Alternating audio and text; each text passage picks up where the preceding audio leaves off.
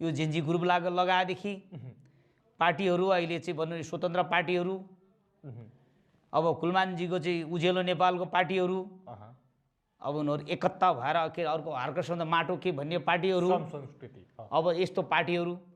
मजाले एक ठाउँ लाग्यो भने ल गगनजीलाई मलाई त होइन मलाई हारेर केही फरक पर्दैन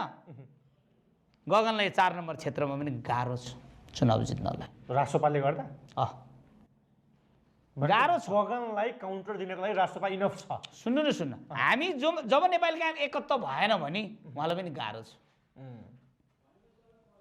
किनभने यो क्षेत्र कृष्णप्रसाद भट्टराईलाई हराएको क्षेत्र हो विद्या भण्डार जिताएको क्षेत्र हो यो काठमाडौँ भ्याली त भनेको कुरा त होइन गगनजी पनि यो देशको लागि चाहिन्छ पार्टीको लागि चाहिन्छ यो देशको प्रधानमन्त्री गगन थापा पनि हुनुपर्छ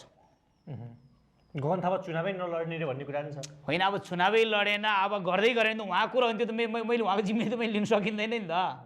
खै यता सभापति बन्नुभयो भने सायद चुनाव नलड्न सक्ने सम्भावना देखिन्छ अब सुन्नु न अब त्यो चुनावै गगन थापा जतिको मानिसले चुनाव लडेन भने त त्यो जस्तो नलायक कुरा त यो देशमा केही पनि होइन